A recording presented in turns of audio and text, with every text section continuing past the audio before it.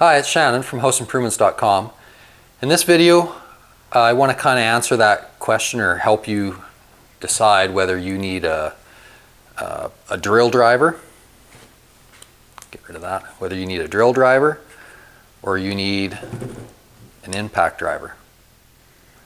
A lot of people already own a cordless drill or an electric drill, and that's what they're used to using. They'll build their deck or do whatever with that drill, and that's what they're used to, and they don't know any different. And I was the same way.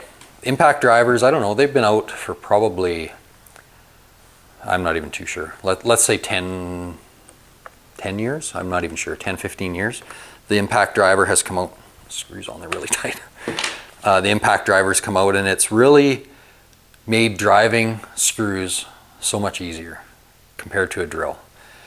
Will a drill do it? Absolutely. Do you need an impact driver? Not necessarily. Should you have one? I would recommend it. The reason being, with a drill, you've got basically, I mean, everybody knows how a drill works. You put your screw to the wood, pull the trigger, and drive that screw in, right? And it just turns and turns and turns until you get the drill to the proper depth that you want. Now, what happens a lot of times, especially if you're using long screws or bigger screws like this, bigger diameter, as you get in there, you're maybe in an awkward spot. You're trying to keep this tip engaged with the head of the screw, but you get it on a bit of an angle. Suddenly, it isn't as engaged as well, and the drill's still spinning, but the screw isn't spinning as well or as good, and you end up stripping out the head or stripping off the end of the driver. That's the most common complaint I hear about drills, is them slipping and you know, wrecking the screw head. Or maybe you do get the screw in, but then you go to take it out down the road and you can't get the drill to take it out because the head's buggered up. The difference with an impact driver, when it's driving in a screw, I'm not a engineer, so I don't know the exact workings of what's going on in here. But basically, instead of just turning and turning, the motor's pulsing, and keeping what it does is it keeps your bit here engaged into the screw way better without stripping. In fact, it's I don't know, really hard to strip a screw out with an impact. You can do it still, but you also find, even if you get in some weird angles or whatever, they just hold into that screw way, way better. I'll give you a bit of a demonstration here on driving a screw into a piece of wood. Now, one thing with the impact drivers is they're a lot noisier. There's some options for that. I'm most familiar with Milwaukee, and by the way, we've got DeWalt and Milwaukee up here, but we're not sponsored by any of these people. But we could be if they wanted to talk to us. Anyways, I'm most familiar with the Milwaukee because that's what I use all the time.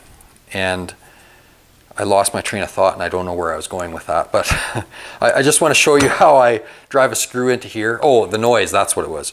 With the Milwaukee Fuel with their Surge line of tools, it dampens the noise a little bit more. I think there's some oil or hydraulic fluid or something in here. I don't know. I don't know the science, but they do have a line that is a little bit less noisy than most impact drivers. So let's drive one in first with the screw, or with the drill, I mean. So right off the start, you notice I'm kind of wobbling the bits. These are both basically new bits, the same brand, everything, same screws. But you kind of notice right off you're kind of wobbly or whatever. And a lot of times that can be the first thing that happens is you hit the trigger, you weren't quite lined up, and you slip off the screw, especially on a longer screw. But you can usually rectify that by kind of using your other hand to guide it to get it going. But here's driving a 3-inch screw into this 4x4. And I'm in high speed with the drill. Okay, so I mean that drives it in nice, but I'm in an optimal position. I can get my weight directly over the screw to drive the drill straight down. You know, when you're reaching from the side or in an awkward spot, that isn't optimal, obviously. So a little bit of noise with the drill, you know, not too bad. Here's the impactor. So way noisier. Something else you might have noticed, I had the drill in high in the 2-second speed. It drove that screw in faster, time-wise, with less noise than this did. But if you're repetitively doing a bunch of screws, you know, building a fence, building a deck, that sort of thing, you're going to find your arm and your body is less tired by using an impactor than you are a drill. And you're going to be less frustrated because it isn't stripping out heads and wobbling all over the place. So the trade-off is a little more noise, but comfort-wise, way nicer, way less frustrating to use an impact than a drill, in my opinion. And believe me, even if your buddy has one, just borrow one for a bit and just see what you think before you go and put out the money. Now, do you need both then? Like, do you need one and the other for different tasks? Because some people will say, well, a drill is still nice for drilling a hole. I mean, we all still have to drill holes and that sort of thing, right? And we're used to drill bits, well, even like this one, where it's either round or hexagon like that fits into the chuck, right? So we're used to that. And this won't, even though it's the right shape on the end, and it will go in there, it doesn't lock in there because it doesn't have, I think you can see that, it doesn't have this little indent there which locks inside the chuck mechanism. Okay, so this would just fall out. That's no good in an impact driver. But they have, in the last number of years since impacts have been coming out, they're adapting all our drill bits, even standard twist bits and stuff, to all have that groove with the right end on it to fit in the impact driver so it doesn't come out. So that's really a non-issue anymore, other than maybe some of your older drill bits and stuff aren't going to fit in your impactor. You know, even nut drivers and all that, they're now coming out with that, because you're going to find an impact driver will drive in like your leg bolts, something like this, way easier than you were with the drill. In fact, usually you'd be pre-drilling for that and then running it in with the drill. If you wanted to and didn't want to pre-drill, you could run that in with the impactor, which I doubt you could with the drill. You maybe would get a couple in, but so my opinion on the impact driver and whether you need a drill and a driver is probably 90% of the time you could get away with just the impact driver now and be just as happy. There still are situations where it's nice to have the drill or have the combination of the two. So in my case, I've got one of each in the 18 volt platform and the 12 volt platform. I believe DeWalt has a 12 volt platform as well. They call this their 20 volt platform, which honestly is the same platform as 18 volt. They've just pulled some technical differences out, but that's a whole different video. So you know, these drills and drivers are available in all platforms, Ryobi, whatever brand you can think of, they've all got them now. So in my opinion, I would probably have both, but if I was going to buy one before the other, I would buy the impact driver before I bought the drill.